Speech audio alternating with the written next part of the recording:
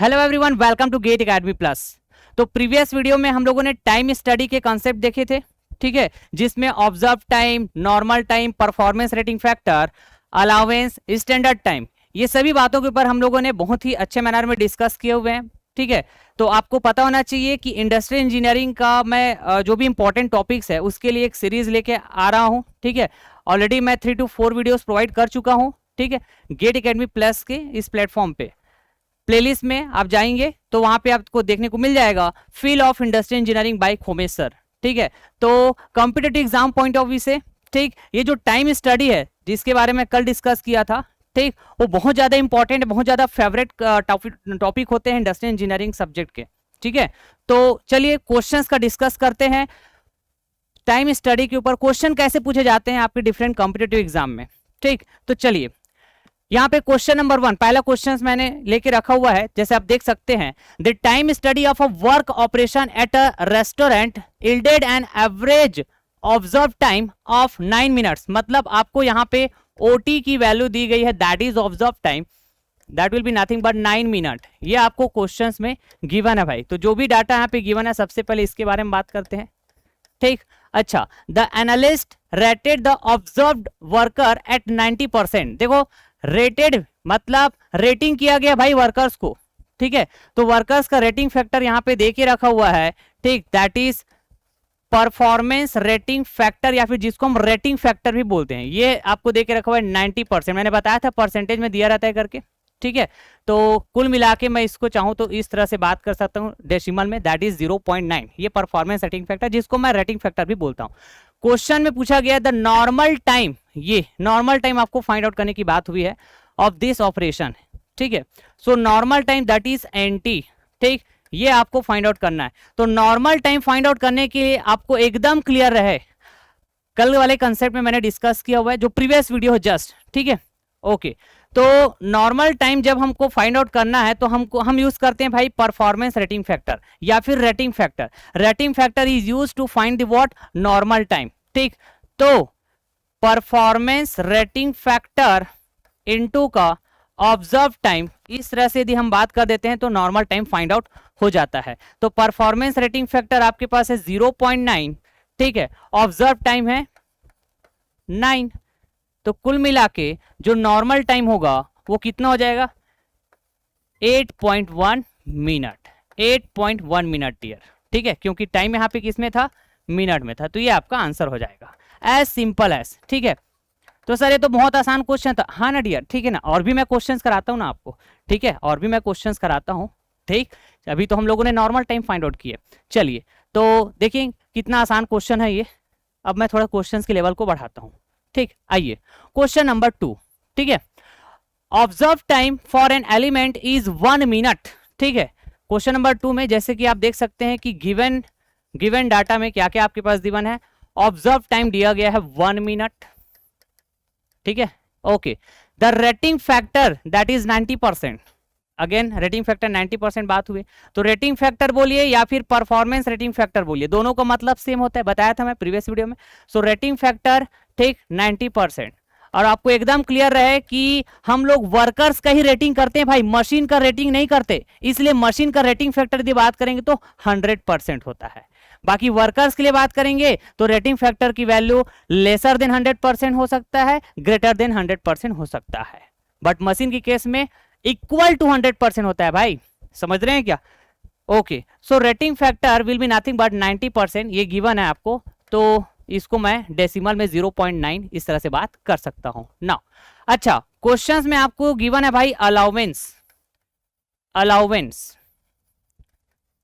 ठीक। तो अलाउंस देखिए, अलाउंस मतलब रेस्ट टाइम बेसिकली, ठीक है, okay.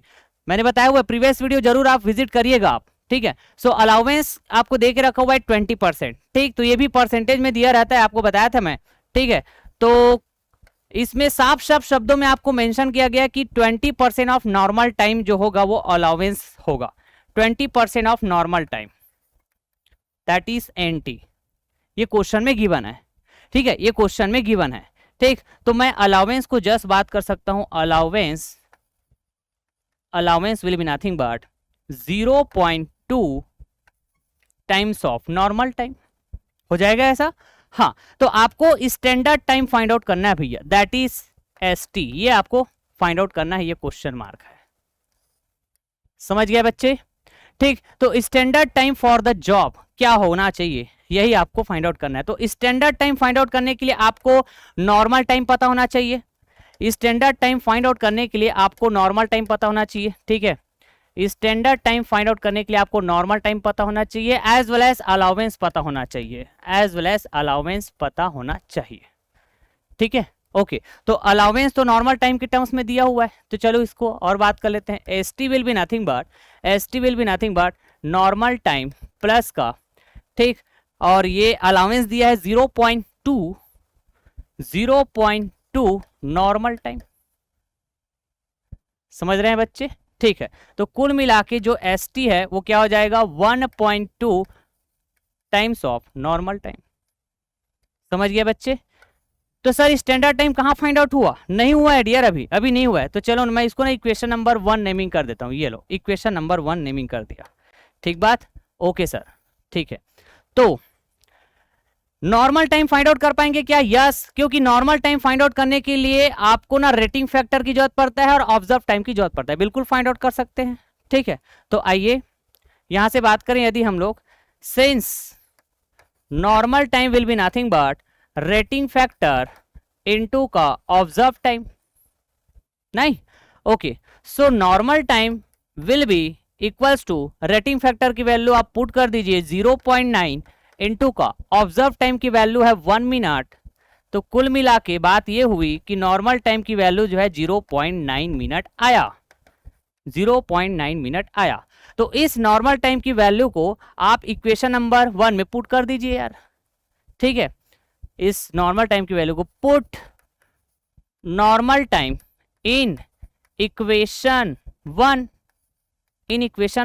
so we will get ST will be nothing but 1.2 into का नॉर्मल टाइम 0.9, नहीं, as simple as here, as simple as, ठीक है। Okay sir, so ST will be nothing but 12 नहीं है 108, ठीक है, मतलब 1.08 मिनट, ये हो जाएगा आपके पास ST, that is standard time. यही तो फाइंड आउट करना था दोस्त, यही तो फाइंड आउट करना था, ये as simple as this will be your answer, this will be your answer, ठीक है। स्टैंडर्ड टाइम हमने फाइंड आउट कर लिया, वो कितना होगा, 1.08 मिनट। समझ गए बच्चे? ठीक है, तो ये क्वेश्चन नंबर 2 हुआ। अब क्वेश्चन नंबर 3 एक और करते हैं, थोड़ा सा इसमें वेरिएशन देखने को मिलेगा क्वेश्चन में, ठीक है। आइए, कैसे वेरिएशन सर? तो आइए, स्टैंडर्ड टाइम आपको दे के रखा हुआ है, देखना यहाँ पे। अभी तक क्वेश्चन में देख, जैसे हमने क्वेश्चन नंबर 2 किया तो स्टैंडर्ड टाइम को फाइंड आउट किया, अब यहाँ पे स्टैंडर्ड टाइम दे के रखा हुआ है। देखो, the standard time for an operation has be calculated as 10 minutes, ठीक है, 10 मिनट कैलकुलेट किया गया है बोला जा रहा है, ठीक है। गिवन डाटा में यदि हम जस्ट बात करें तो स्टैंडर्ड टाइम गिवन है वो है आपके पास 10 मिनट, ठीक बात? Okay, the workers was rated eight 80%, मतलब रेटेड बात हो रहा है तो फिर से रेटिंग फैक्टर बोलिए या फिर परफॉर्मेंस रेटिंग फैक्टर बोलिए, ठीक है। ये है आपके पास 80%, 80% यार, ठीक। नाउ इफ द रिलैक्सेशन मतलब वही रेस्ट टाइम वाली बात हो रहा है ना, अलाउंस वगैरह कुछ बात हो रहा है। If the relaxation and other allowance were 25%, ठीक है, मतलब यहाँ पे अलाउंस बात हुआ है, अलाउंस, ठीक है, या फिर जस्ट बोल सकते अलाउंसेस, ठीक है, जितना भी अदर अलाउंसेस है एक साथ बात किया गया, कितना है ये 25%। तो मैंने आपको बताया था प्रीवियस वीडियो पे कि कई बार आपको ना अलाउंस जो है किस टर्म में है वो बात हुआ रहता है। जैसे कि क्वेश्चन नंबर 2 में आप देखेंगे कि यहाँ पे जो अलाउंस है, allowance of 20% of normal time का 20%, इस तरह से क्वेश्चन में प्रॉपर मेंशन रहता है, ठीक। कई बार ये भी बोल दिया जाएगा, जैसे यहाँ पे नॉर्मल टाइम का 20% है अलाउंस, कई बार स्टैंडर्ड टाइम का 20% है बोल दिया जाएगा। तो जैसा क्वेश्चन में बोला जा रहा है वैसा आपको बात करना है। लेकिन कई बार ऐसा होगा, मैंने बताया था कल, है ना, प्रीवियस वाले वीडियो में, कि कई बार ऐसा होगा डियर कि आपको ना अलाउंसेस जस्ट परसेंट में बात हुआ है, लेकिन किस टर्म में, किस टाइम के टर्म में है, नॉर्मल टर्म, अच्छा नॉर्मल टाइम का 25% है कि स्टैंडर्ड टाइम का 25%? अरे भाई किस टर्म में बात हुई है? ऐसा कुछ भी मेंशन नहीं है, ऐसा कुछ भी मेंशन नहीं है। तो आप बाय डिफॉल्ट क्या बात करेंगे? आप बाय डिफॉल्ट बात करेंगे इन terms of normal time, in terms of normal time. Note point बताया था मैं आपको, समझ रहे हैं क्या बच्चे? ठीक है, तो हमेशा ध्यान में रखिएगा। तो इसलिए मैं बोला था कि क्वेश्चंस का वैरायटी भी आपको देखने को मिलेगा। ठीक है, एक बेसिक सा क्वेश्चन लिया, फिर थोड़ा सा और एडवांस में गए, फिर ये एकदम एडवांस लेवल हो गया क्वेश्चन। इसमें अलाउंस किस टाइम के टर्म में आपको बात करना दिया ही नहीं है, तो बाय डिफॉल्ट ये जो अलाउंस है वो किस टर्म में लिखा जाएगा? नॉर्मल टाइम के टर्म में लिखा जाएगा, यदि कुछ भी मेंशन नहीं है। और यदि मेंशन है तो जिस टाइम में मेंशन है, जिस टर्म में मेंशन है ना, उस टर्म में बात करेंगे अपन। ठीक है, ओके सर, फाइन। तो क्वेश्चन पूछा गया यहाँ पे नॉर्मल टाइम क्या होगा? The normal time would be. ठीक है, तो पहली बात तो यहाँ पे देखिए, क्या मैं अलाउंसेस को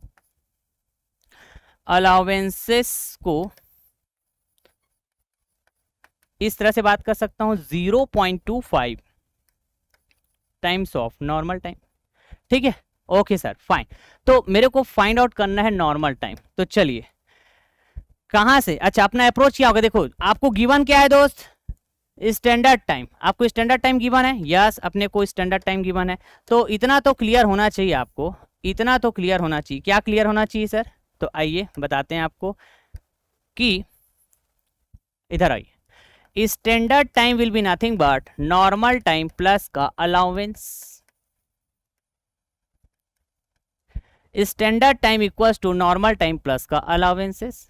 और इसको सिंप्लीफाई करते हैं तो नॉर्मल टाइम प्लस का अलाउंसेस की जो वैल्यू है वो in terms of normal time तो है भाई। ठीक है ऐसा, ठीक है। और इसको सिंप्लीफाई करो, so standard time will be nothing but ये कितना हो जाएगा? 1.25 टाइम्स ऑफ नॉर्मल टाइम। ठीक, आपको नॉर्मल टाइम फाइंड आउट करना है कि नहीं? आपको नॉर्मल टाइम फाइंड आउट करना है कि नहीं? हाँ करना है। आपको गिवन है क्या? Standard time. Standard time given, तो इस स्टैंडर्ड टाइम की वैल्यू को यहाँ पे पुट कर दीजिए, विल बी इक्वल टू 1.25 का नॉर्मल टाइम। ठीक है, तो नॉर्मल टाइम आपको फाइंड आउट करना है डियर। तो क्या हो जाएगा ये? Normal time will be nothing but 10 divided by 1.25। ठीक है, तो इसको आगे और मैं सिंप्लीफाई करूंगा तो ये हो जाएगा 1000 डिवाइडेड बाई 1.25, सॉरी ठीक है 125 हो जाएगा ना, क्योंकि मैं डेसिमल को फ्रैक्शन में चेंज कर दिया ना यार। 1.25 में ये है ना डिवाइड हो जाएगा, मतलब 125 डिवाइडेड बाई 100, तो 100 जंप करके न्यूमरेटर में चला जाएगा 10 के साथ, तो 1000। तो इस तरह से है ना, यहाँ पे आप देखेंगे तो ये कितना हो जाएगा यार? 125 1 जा 125, ये देखो 125 1 जा 125 एंड 125 8 जा 1000, मतलब ये कितना हो जाएगा? ये कितना हो जाएगा डियर? 8। ये कितना हो जाएगा? 8। तो कुल मिला के ये जो नॉर्मल टाइम है वो कितना आया? 8 मिनट। यही तो है हमारा आंसर, दैट्स इट। ठीक है, और इससे ज्यादा एडवांस नहीं हो सकते। टाइम स्टडी में जो क्वेश्चन आएगा, न्यूमेरिकल क्वेश्चन ऐसे ही पूछे जाएंगे भाई, कितना आसान क्वेश्चन।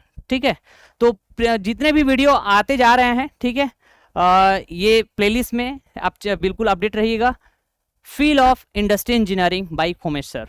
ठीक है, मैं बहुत सारे ऐसे छोटे छोटे वीडियो लाऊंगा आपके लिए। ठीक है, स्मॉलर वीडियो रहेगा जिसमें कंसेप्ट बात करूंगा, फिर क्वेश्चन बात करूंगा।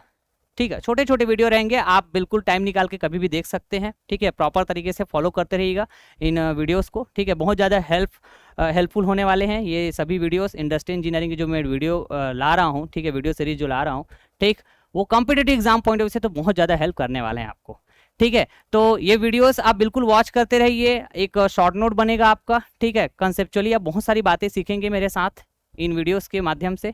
ठीक है, तो बिल्कुल अपना फीडबैक देते रहिए, ठीक, कि ये वीडियो सीरीज आपको कैसा लग रहा है।